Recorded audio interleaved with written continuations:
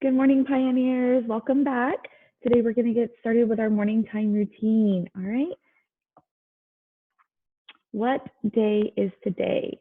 Yesterday was Thursday. If yesterday was Thursday, today is any guesses? Anybody know? Today's Friday.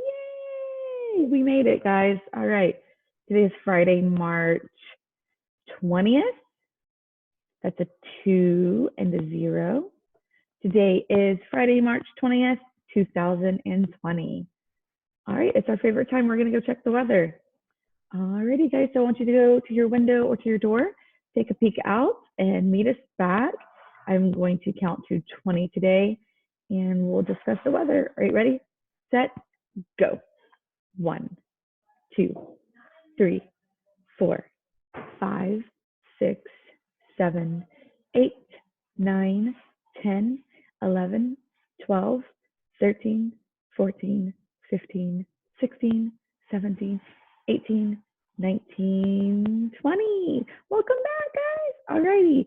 Here at school today, the weather, it's sunny outside. We're so excited to see the sun. And it's finally springtime. Super exciting. All right. It's still a little cool outside though. So sunny and cool. Okay, guys?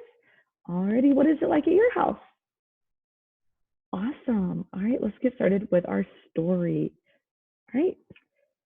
Today I'm going to read a story called Fletcher and the Springtime Blossoms. All right, and let's work on our KWL chart. Some things that I know about the story. Just I know there is a fox. I know there are flowers. And I also know that I see butterflies.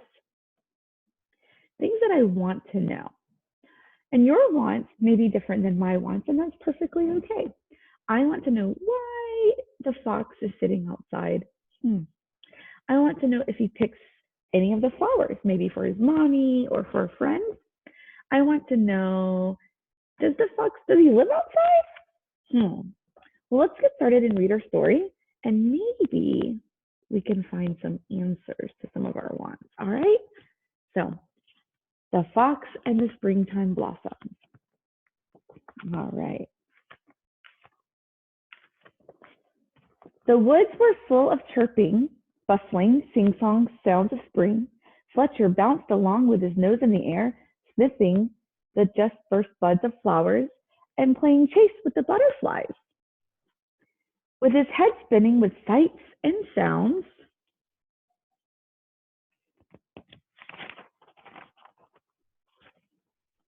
he tumbled happily down the hill into a sunny orchard. But when he picked himself up from the ground, he couldn't believe his eyes.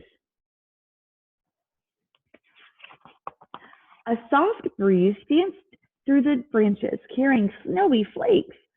Snow so late in the spring, thought Fletcher? It will be too cold for the buds and butterflies. There's no time to lose.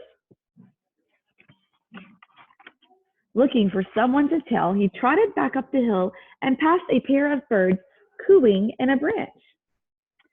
You've flown to your summer home too soon, Fletcher cried. I've been down to the orchard and there's more snow on the way. Then we should fly back south, they called. But first, we must tell Porcupine. He's just come out of his bed of leaves. He needs to snuggle back down or he'll freeze. Fletcher and the birds found Porcupine stretching and scratching. There's snow on the way, panted Fletcher. I saw it in the orchard. It will be too cold for the butterflies, and the birds will need to fly south, and you must hide away. Then I should crawl back into my bed, sniffed Porcupine, sadly. But first we must tell Squirrel that he needs to hunt for food. He's eaten his winter store of nuts. He'll need to find some more. Fletcher, the birds, and Porcupine found Squirrel scampering after sunbeams. Snow is blowing in from the orchard, gasped Fletcher. It will be too cold for the butterflies, and the birds will need to fly south. Poor Porcupine must go back to bed, and you must find some food. You're right. I've eaten my spring feast, said Squirrel. All my stores are gone.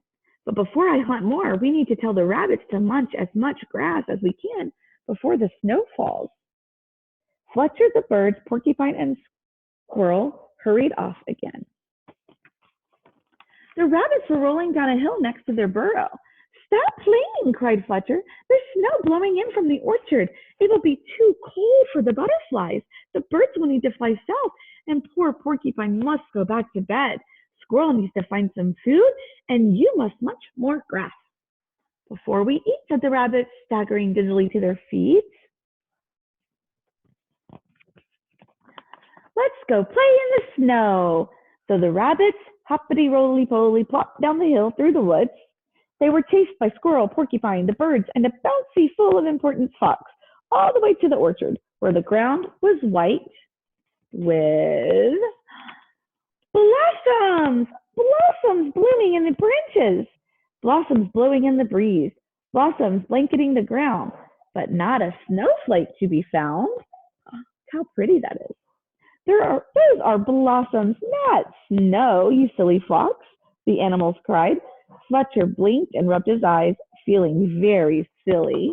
But then the animals scooped up pawfuls and clawfuls of blossoms from the ground and covered him in a tickly shower of fluttering white petals.